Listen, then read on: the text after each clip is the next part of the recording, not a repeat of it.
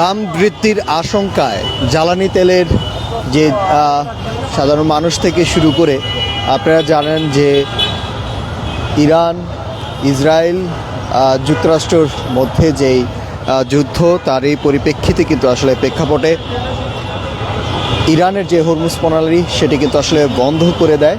এরই মধ্যেই বাংলাদেশে যে হরমুজ প্রণালী থেকে প্রায় 60 থেকে 70% তেলকে কিন্তু আসলে ইরান থেকে কিন্তু হরমুজ প্রণালী দিয়েই কিন্তু আসে। অর্থাৎ তারই পরিপ্রেক্ষিতে কিন্তু আসলে দেশ জুড়ে কিন্তু অর্থাৎ যেই নিজস্ব যানবাহন রয়েছে এবং প্রাইভেট কার রয়েছে, যারা বাইকার রয়েছেন তাদের মধ্যে কিন্তু আসলে দাম বৃদ্ধির আশঙ্কায় অর্থাৎ তারা এই দীর্ঘ লাইনটি কিন্তু করেছেন এবং এখানে কিন্তু প্রায় কয়েক কিলোমিটার কিন্তু দীর্ঘ লাইন আমরা দেখতে পেয়েছি। আমরা কয়েকজনের সাথে একটু কথা বলবো। কখন এসেছেন এখানে, আসলে কখন এসেছেন? আমি প্রায় 29 প্রায় 1.5 ঘন্টার উপরে। আর লাইন কতটুকু দেখেছেন? লাইন যথেষ্ট দূরে। এইখান থেকে কি ওই সাইডে একেবারে শেষ মাথা, প্রায় পিজির ওই মানে শেষ মাথার থেকে শুরু হয়েছে লাইনটা। অনেক বড় লম্বা লাইন। আপনার কাছে কি মনে হয় যে দাম কি বৃদ্ধি হয়? ভাইয়া এটা আসলে কিছু না, এটা বিষয়টা হচ্ছে কি মানে আমরা নিজেরাই মেবি ক্রাইসিস তৈরি করতেছি। যাদের আছে তারাও নিতেছে, যাদের নাই, যেমন আমি রিজার্ভ নিয়ে আসছি এখানে। হ্যাঁ, তো এইটা আসলে এইভাবে ইজিলি যদি সবাই নেয় না তাহলে এটা ক্রাইসিসটা থাকবে না। অ্যাকর্ডিং টু আমরা কথা বললাম একজনের সাথে, তিনি বলছিলেন যে বাইকের দীর্ঘ লাইন কিন্তু প্রায় কয়েক কিলোমিটার জুড়ে কিন্তু আসলে এই দীর্ঘ লাইনটি রয়েছে বাইকারদের মধ্যে। তাদের মধ্যে কিন্তু বেশ আমরা দেখতে পাচ্ছি যে বেশ কিন্তু আসলে প্রতিক্রিয়া কিন্তু আসলে দেখা যাচ্ছে তাদের মধ্যে যে তেল আসলে শেষ হয়ে যাবে, দাম বৃদ্ধি হয়ে যাবে। তারই পরিপ্রেক্ষিতে তারা চিন্তা করছেন যে যত দ্রুত সম্ভব তারা তেল মজুত করে রাখতে পারবেন তত দ্রুতই তারা এই তাদের যে সংকটটি সেই সংকটটি আসলে তারা নিতে পারবেন, সেই সংকটটি মোকাবেলা করতে পারবেন। অর্থাৎ সেই পরিপ্রেক্ষিতে কিন্তু আসলে বাইকারদের মধ্যে বেশ উত্তেজনাও কিন্তু আসলে দেখা যাচ্ছে। তারা তেলের যেই বিদ্যমান যেই আশঙ্কা, যে শেষ হওয়ার যে আশঙ্কা আমরা দেখতে পাচ্ছি যে তেলের যেখানে অকটেন রয়েছে সেখানে 120 টাকা লিটার, আর অকটেন 120 টাকা করে কিন্তু আসলে বিক্রি করা হচ্ছে। এবং আমরা দেখতে পাচ্ছি যে তারা একেমাত্র লিমিট হয়ে কিন্তু আসলে তারা বিক্রি করছেন। আপনারা কত করে বিক্রি করছেন? আপনার 2 লিটার। আচ্ছা, আপনাদের তো এটাই লিমিট? জি, লিমিট করে দেওয়া হয়েছে। আমরা কথা বললাম যে আসলে যারা এখানে তেল নিতে আসছেন বাইকাররা, তাদেরকে একটি লিমিট করে দেওয়া হয়েছে। 250 টাকা তেল কিন্তু আসলে নিতে পারবেন, অর্থাৎ 2 লিটার তেল নিতে পারবেন। এবং প্রাইভেট কারকে আসলে প্রাইভেট কারের কত টাকা লিমিট করেছেন আপনারা? প্রাইভেট কারে কত টাকা লিমিট করেছেন আপনারা? প্রাইভেট কারে আমরা 10 লিটার, 15, 20 লিটার, 25 লিটার। জিপ গাড়ি 20 থেকে 25, আর প্রাইভেট কার 10 লিটার। আচ্ছা, প্রাইভেট কার 10 লিটার। আমরা দেখতে পাচ্ছিলাম যে প্রাইভেট কারের যারা রয়েছে তাদেরকে 10 লিটার কিন্তু আসলে তেল দেওয়া হচ্ছে। অর্থাৎ যেই সংকটটি আসলে তারা কিন্তু আসলে যারা নিজস্ব বাহন রয়েছে, বাইক রয়েছে, প্রাইভেট কার রয়েছে, তাদেরকে তো বেশ দীর্ঘ লাইন কিন্তু আসলে দেখা যাচ্ছে। আমরা একটু কথা বলবো যে প্রাইভেট কারে কত করে নিচ্ছেন? আমরা প্রাইভেট কারে কত করে দিচ্ছেন আপনারা? লিমিট কত করে দিচ্ছেন আপনারা? প্রাইভেট কার 10 লিটার, আর হলো জিপ মাইক্রো বাস এটা হলো 20 লিটার, 25 লিটার। 25 লিটার। আর বাইকে কত করে? বাইকে 2 লিটার। আমরা দেখলাম যে আসলে তাদের মধ্যেও কিন্তু আসলে যে প্রাইভেট কারগুলো রয়েছে, এখানে জিপ রয়েছে, সেটি কিন্তু আসলে 10 লিটার করে দেওয়া হচ্ছে। এবং পাশাপাশি যে হাইসগুলো রয়েছে সেটি কিন্তু আসলে 20 লিটার করে কিন্তু আসলে তেল দেওয়া হচ্ছে। এবং বাইকারদের কিন্তু অর্থাৎ 2 লিটার 250 টাকার তেল দেওয়া হচ্ছে। একটি লিমিট কিন্তু আসলে করে দেওয়া হচ্ছে। পাম্পের যারা মালিক রয়েছে, সার্ভিস রয়েছে, সেখানে কিন্তু আসলে আমরা দেখতে পাচ্ছি এখানে। অর্থাৎ এই দীর্ঘ লাইনটি কিন্তু দর্শক যদি আপনাদেরকে একটু দেখাই, প্রতিটি পাম্পের সামনেই কিন্তু আসলে বাইকারদের যে দীর্ঘ লাইন সেটি কিন্তু আসলে দেখা যাচ্ছে। এবং তারা বলছেন যে অনেকের সাথে কিন্তু আসলে আমরা কথা বলে জানতে পেরেছি, তারা বলছেন যে প্রায় 2 থেকে 3 ঘন্টা ধরে কিন্তু আসলে লাইনে দাঁড়িয়েছে। তেল আসলে তারা পাবে কিনা সেটি কিন্তু আসলে নিয়ে কিন্তু আমরা কয়েকজনের সাথে একটু কথা বলার চেষ্টা করব যে কতক্ষণ ধরে এখানে অবস্থান করছেন। ভাই আমি 1 ঘন্টার উপরে অবস্থান করতেছি এখানে। লাইন কেমন রয়েছে এখানে আসলে? প্রচুর লাইন একদম পর্যন্ত ছাড়া গেছে, মেডিকেল পর্যন্ত চলে গেছে। আচ্ছা, আপনাদের কাছে কি মনে হয় তেলের সংকট পড়তে পারে? আপনার কাছে কি মনে হয়? ভাই এটা তো গভর্নমেন্ট সরকার জানে যে পড়তে পারে কি পারে না, আমরা তো জানি না। আমরা তো আপনাদের মধ্যে তো একটু অস্থিরতা আসলে দেখা যাচ্ছে, আসলে কি তেল নিয়ে যে একটা সংকটময় আসলে দেখা যাচ্ছে। ভাই সংকট তো এখন দেখা যাচ্ছে, এটা তো আপনারাও দেখতেছেন, কিন্তু আসলে বুঝতে পারতেছি না দেশের সংকট কি হবে কি হবে না, কারণ আমরা তো হুজুগে বাঙালি। আমরা আরেকটা বিষয় আমরা দেখতে পাচ্ছি যে তাদের পথে যে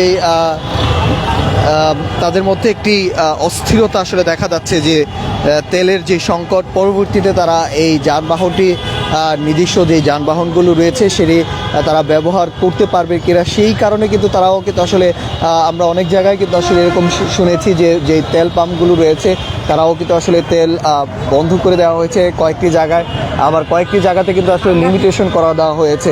সেই লিমিটেশনের মাধ্যমে কিন্তু আসলে তেল কিন্তু আসলে নিচ্ছে, আবার অনেকেই কিন্তু আসলে মজুত করছেন তেলের, সেটি কিন্তু আসলে এরকম কিছু পাল্টা অভিযোগ কিন্তু আসলে আমাদের কাছে এসেছে। এবং সব কিছু যদি আপনাদেরকে একটু দেখায় যে তেলের যেই তেল নেওয়ার জন্য যে অকটেন রয়েছে সেটি কিন্তু আসলে নেওয়ার জন্য কিন্তু দীর্ঘ লাইন, অর্থাৎ সেটি কিন্তু আসলে দেখা যাচ্ছে। আপনাদেরকে একটু যদি দেখাই এখানের যে অবস্থা, সেই অবস্থা কিন্তু আসলে আপনাদেরকে একটু দেখাই যে বাইকারদের দীর্ঘ লাইন এবং প্রাইভেট কার যারা রয়েছেন তাদেরকেও কিন্তু আসলে দীর্ঘ লাইন রয়েছে, যে তাদের মধ্যেও কিন্তু আসলে একটি অস্থিরতা রয়েছে যে তেলের যে সংকট সেটি দেখা দিলে পরবর্তীতে তারা বাইকের যে যানবাহন সেটি চলাচল করতে পারবে কিনা, সেই অস্থিরতার মধ্যেই কিন্তু আসলে আমরা দেখতে পাচ্ছি যে প্রায় 2 থেকে 3 ঘন্টা 4 ঘন্টা ধরে কিন্তু আসলে অনেকেই কিন্তু অপেক্ষা করছেন তারা কাঙ্ক্ষিত সেই অকটেন বা তেল রয়েছে সেটি কিন্তু আসলে নেওয়ার জন্য। আমাদেরকে যদি একটু দেখাই এই দীর্ঘ লাইনটি কিন্তু আসলে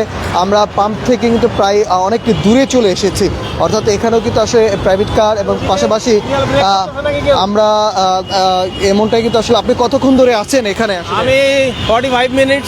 আর লাইন কেমন দেখছেন এখানে? লাইন তো ভাই হিউজ, অনেক বড় লাইন অনেক সময়। আপনার কাছে কি মনে হয় যে তেলের সংকটটা আসলে? আমার কাছে এটা মনে হচ্ছে কৃত্রিম সংকট, কারণ আমি গভর্নমেন্ট থেকে যেভাবে শুনছিলাম যে আমাদের 15 দিনের একটা রিজার্ভ থাকে, তো সেটা তো 2-1 দিনও যায় নাই, তাহলে আগের রিজার্ভটা কি শেষ হয়ে গেছে? এবং আমি কয়েকটা পাম্প ঘুরে আসছি, সবই দেখি বন্ধ।